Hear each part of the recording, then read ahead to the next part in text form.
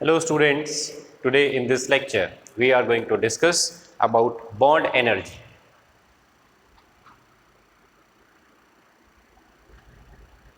And bond dissociation enthalpy.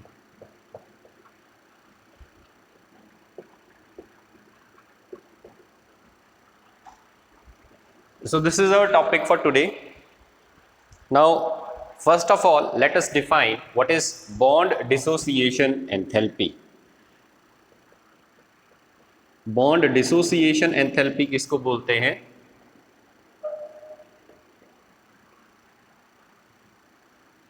कोई भी दो एटम्स जो आपस में बॉन्ड बनाते हैं, इस बॉन्ड को तोड़ने के लिए जो एनर्जी चाहिए, energy required to break 1 mole of bond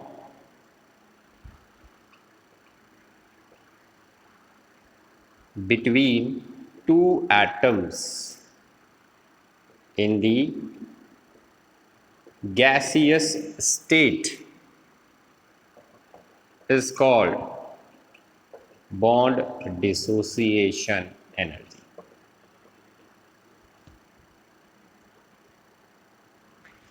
तो किसी भी मॉलिक्यूल के अंदर दो एटम्स जो आपस में एक बॉन्ड बना रहे हैं, उस बॉन्ड को तोड़ने के लिए जो एनर्जी चाहिए होती है, that is called bond dissociation energy. तो फॉर एग्जांपल H2 का ये मॉलिक्यूल, H2 का जो मॉलिक्यूल होता है, जब हम इस बॉन्ड को ब्रेक करते हैं तो हमें जो एनर्जी रिक्वायर्ड होती है, this is 435 kilojoule per mole. तो इसका मतलब क्या हुआ? एक मोल बॉन्ड तोड़ने हैं, तो एक मोल बॉन्ड तोड़ने के लिए हमें मॉलिक्यूल्स कितने लेने पड़ेंगे? एक मोल मॉलिक्यूल लेने पड़ेंगे, क्योंकि एक मोल मॉलिक्यूल के अंदर ही एक मोल बॉन्ड प्रेजेंट होगा. तो एक मोल हाइड्रोजन का बॉन्ड तोड़ने के लिए कितनी एनर्जी चाहिए? 435 kilojoule per mole.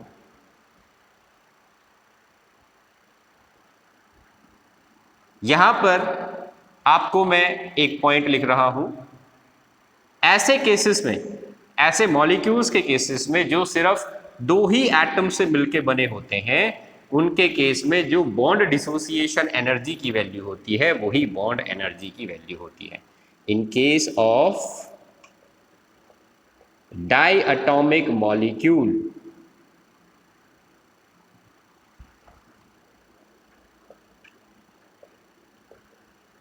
the value of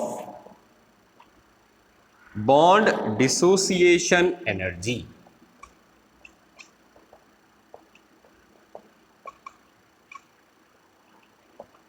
is always equal to bond energy. तो ऐसे केसेस में बच्चों कोई डिफरेंस नहीं रहता बॉन्ड डिसोसिएशन एंथैल्पी के लिए और बॉन्ड एनर्जी में. डायटोमिक मॉलिक्यूल जो है, उसके अंदर जितनी एनर्जी हमें बॉन्ड को तोड़ने के लिए चाहिए, वही वैल्यू बॉन्ड डिसोसिएशन एंथैल्पी की होगी और वही वैल्यू बॉन्ड एनर्जी की होगी. लेकिन अगर हमारे पास कोई पॉलीएटॉमिक मॉलिक्यूल हो तो क्या होगा? अब पॉलीएटॉमिक मॉलिक्यूल में तो क्या हो जाता है, दो से ज्यादा एटम्स प्रेजेंट होते हैं, और दो से ज्यादा एटम्स अगर प्रेजेंट होते हैं तो ऐसे केसेस में जो बॉन्ड को तोड़ने के लिए एनर्जी चाहिए वो सेम रहेगी या डिफरेंट रहेगी. तो देखो, in case of poly atomic molecules having more than one bond, तो पॉली एटॉमिक मॉलिक्यूल्स जिनके अंदर एक से ज्यादा बॉन्ड प्रेजेंट होता है, उस केस में क्या होगा? तो देखो, यहां पर मैं एक एग्जांपल लेके आपको ये बात समझा रहा हूं. हमारे पास वाटर मॉलिक्यूल है. इस वाटर मॉलिक्यूल के अंदर कितने बॉन्ड हैं? 2 बॉन्ड हैं. जब हम इस वाटर मॉलिक्यूल का पहले ये वाला बॉन्ड तोड़ते हैं, हाइड्रोजन और ऑक्सीजन वाला बॉन्ड, ठीक है, तो यहां पर जो एनर्जी रिक्वायर्ड होती है, this is 498 kilojoule per mole. तो जब हम पहला बॉन्ड तोड़ रहे हैं H और ऑक्सीजन के बीच में, तो हमें इतनी एनर्जी चाहिए। और जब हम ये वाला दूसरा बॉन्ड तोड़ेंगे पहला बॉन्ड तोड़ने के बाद, ठीक है, तो ये पहला स्टेप है, पहले आप इस वाले बॉन्ड को तोड़ोगे, ये बॉन्ड जब टूट जाएगा उसके बाद में आप इस बॉन्ड को तोड़ोगे, तो यहां पर जो एनर्जी रिक्वायर्ड होती है उसकी वैल्यू चेंज हो जाती है। तो पॉलीएटॉमिक मॉलिक्यूल में क्या रहेगा, पॉलीएटॉमिक मॉलिक्यूल में भले ही सेम बॉन्ड आप तोड़ रहे हो, ये बॉन्ड और ये बॉन्ड देखने में एक जैसे हैं, सेम बॉन्ड हम तोड़ रहे हैं, लेकिन एनर्जी की रिक्वायरमेंट क्या हो गई, चेंज हो गई। तो अब हम क्या बोलेंगे, this is our first bond dissociation enthalpy, ये हमारी पहली बॉन्ड डिसोसिएशन एंथैल्पी थी जिसकी वैल्यू ज्यादा थी, और ये हमारी सेकंड बॉन्ड डिसोसिएशन एंथैल्पी है जिसकी वैल्यू इससे कम है। तो देखो डायटोमिक में तो ऐसा नहीं था, डायटोमिक में तो एक ही बॉन्ड था, एक ही बॉन्ड को तोड़ने के लिए जो एनर्जी चाहिए थी वो फिक्स्ड थी, इस वजह से वहां पर जो बॉन्ड डिसोसिएशन एंथैल्पी की वैल्यू आई वो बॉन्ड एनर्जी के बराबर रखी गई। लेकिन यहां पर तो अलग अलग वैल्यूज आ रही है, जबकि बॉन्ड जो हम तोड़ रहे हैं वो सेम है, ऑक्सीजन और हाइड्रोजन, ऑक्सीजन और हाइड्रोजन। तो ऐसे केसेस में हम क्या करते हैं, जो बॉन्ड एनर्जी होती है, bond energy is the average of bond dissociation enthalpy. और एवरेज कैसे निकालते हैं, एवरेज निकालते हैं इन दोनों एंथैल्पीज को ऐड कर लो, 498 डिवाइडेड बाय 2 कर दो, तो क्या आ जाएगा यहां पर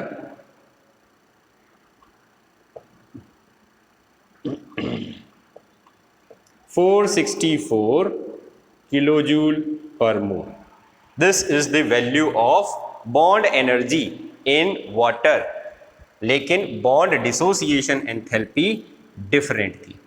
तो पॉलीएटॉमिक मॉलिक्यूल में अगर मैं यहां पर लिखना चाहूं तो मैं ये लिख सकता हूं, bond energy is not equal to bond dissociation enthalpy.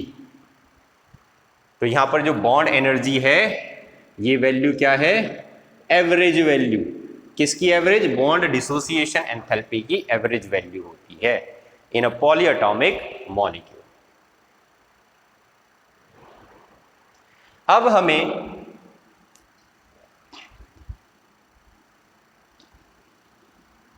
कुछ न्यूमेरिकल प्रॉब्लम्स दी जाएंगी related to bond dissociation enthalpy and bond energy.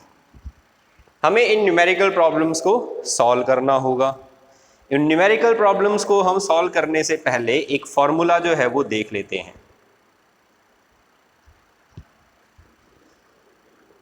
We can calculate enthalpy change of any reaction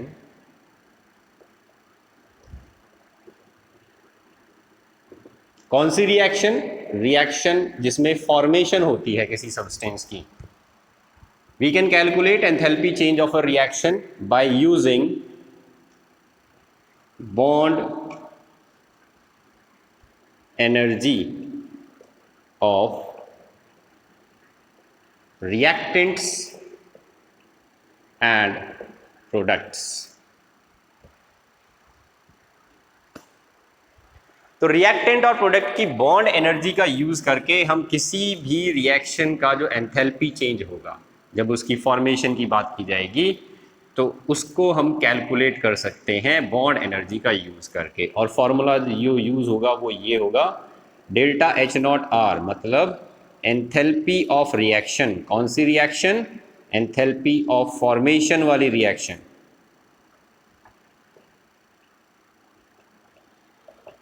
तो एंथैल्पी ऑफ रिएक्शन जो है वो किसके बराबर आता है, sum of bond energy of reactant minus sum of bond energy of product.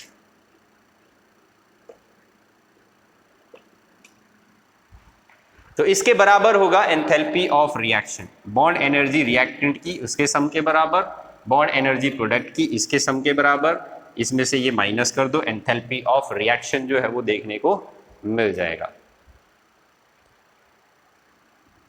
तो जितना भी बॉन्ड एनर्जी का चेंज होता है जब रिएक्टेंट प्रोडक्ट में कन्वर्ट होता है, वो ओवरऑल चेंज जो है वो किसके बराबर रहेगा, एंथैल्पी ऑफ रिएक्शन। तो यहां पर आप ये डायग्राम भी बना सकते हो, एनर्जी प्रोफाइल डायग्राम। इसमें हम यहां पर दिखा सकते हैं कि सपोज ये हमारी बॉन्ड एनर्जी है रिएक्टेंट की, ये हमारी बॉन्ड एनर्जी है प्रोडक्ट की, और ये है इसका चेंज, और ये जो डिफरेंस आता है this is equal to delta H not R, that is enthalpy of reaction. तो रिएक्टेंट की बॉन्ड एनर्जी अगर ज़्यादा होगी, प्रोडक्ट की अगर बॉन्ड एनर्जी कम होगी, तो सिस्टम जो है उसकी एनर्जी कम होगी, मतलब एंथैल्पी ऑफ रिएक्शन जो है वो क्या रहेगी, हमेशा नेगेटिव, एनर्जी इज रिलीज्ड। लेकिन अगर उल्टा हो जाए, बॉन्ड एनर्जी रिएक्टेंट की कम है, बॉन्ड एनर्जी प्रोडक्ट की ज़्यादा है, तो हमें एनर्जी सप्लाई करनी पड़ती है। तो ये डायग्राम हम जो है वो यूज़ कर सकते हैं।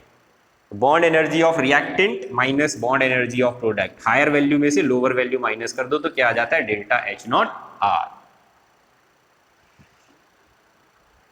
अब देखो हम न्यूमेरिकल जो है वो सॉल्व करेंगे इसी कंसेप्ट के बेसिस पे। सबसे पहले एक क्वेश्चन देखते हैं हम। क्वेश्चन हमें गिवन है,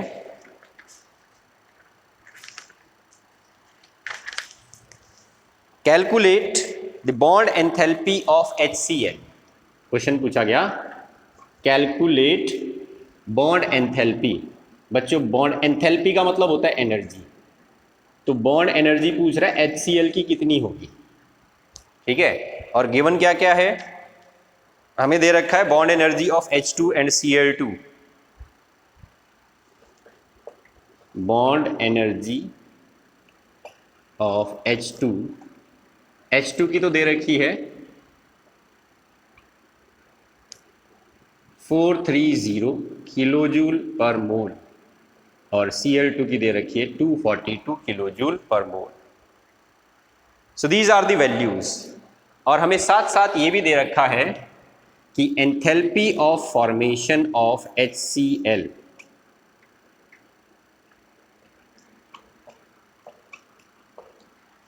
this is -91 kilo joule per mole.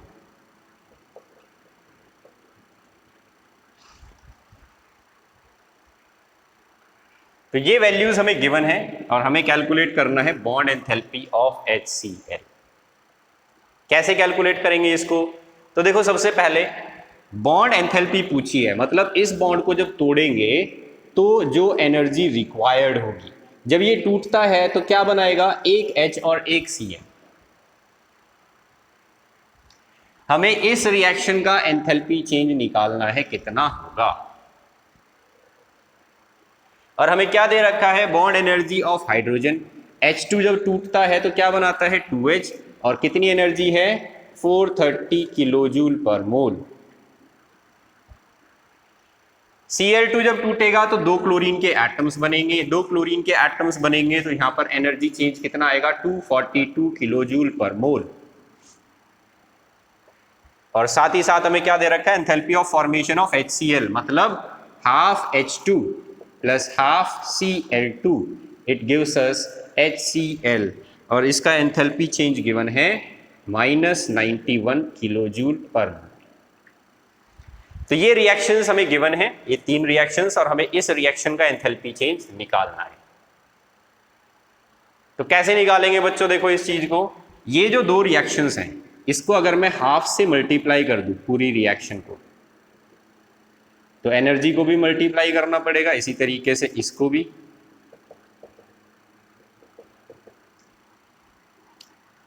तो ये रिएक्शन और ये रिएक्शन जो है हाफ से मल्टीप्लाई करने के बाद एनर्जी चेंज कितना बन जाएगा, इसको यहां पर हम यूज कर लेते हैं 215, और यहां पर भी इसको कैलकुलेट करेंगे तो 121। This is the energy change. तो हाफ H2 जब डिसोसिएट होगा तो ये एक हाइड्रोजन का एटम बनाएगा, हाफ Cl2 जब डिसोसिएट होगा तो एक क्लोरीन का एटम बनाएगा। ये आ गया। मुझे फाइनल रिएक्शन ये चाहिए इन 3 इक्वेशंस का यूज करके। तो इसको हमें मैनिपुलेट करना होगा। कैसे मैनिपुलेट करेंगे? ये और ये दोनों अगर कैंसिल हो जाएं और HCl अगर इधर आ जाए तो ये इक्वेशन आ जाएगी तीनों को ऐड करने के बाद। तो देखो मैं क्या करता हूं, ये जो रिएक्शन लिखी हुई है इस रिएक्शन को मैं क्या कर देता हूं, फ्लिप कर देता हूं। तो इस इक्वेशन को अगर मैं फ्लिप करके लिखूंगा तो HCl को तो इधर लिख दो और हाफ H2 और हाफ Cl2 को इधर लिख दो और ये साइन जो है वो पॉजिटिव कर दो, क्योंकि हमने रिएक्शन को क्या किया है, इन्वर्स कर दिया। अब देखो इन तीनों इक्वेशंस को अगर मैं ऐड करता हूं, इससे ये कैंसिल, इससे ये कैंसिल, क्या बच गया हमारे पास, HCl gives us H plus Cl। ये इक्वेशन आ गई। हमें इसी इक्वेशन का एंथैल्पी चेंज निकालना है। एनर्जी की वैल्यूज ऐड कर दो, तो delta H of HCl, delta H HCl क्यों लिखा, बॉन्ड एंथैल्पी की वैल्यू है। HCl का मतलब HCl का जो बॉन्ड तोड़ने के लिए एनर्जी चाहिए कितनी आएगी, 215 प्लस 121 प्लस 91, क्या जाती है वैल्यू, वैल्यू आ जाएगी 427 kilojoule per mole. This is the value of bond energy of HCl। तो इस तरीके से हम ये न्यूमेरिकल जो है इसको सॉल्व कर सकते हैं। अब आ जाते हैं इसी न्यूमेरिकल को करने के दूसरे तरीके पे।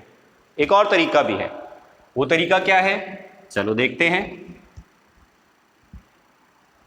अभी मैंने आपको एक फॉर्मूला लिखवाया था, इस फॉर्मूले में लिखा था हमने enthalpy change of reaction is equal to bond energy of reactant minus bond energy of product.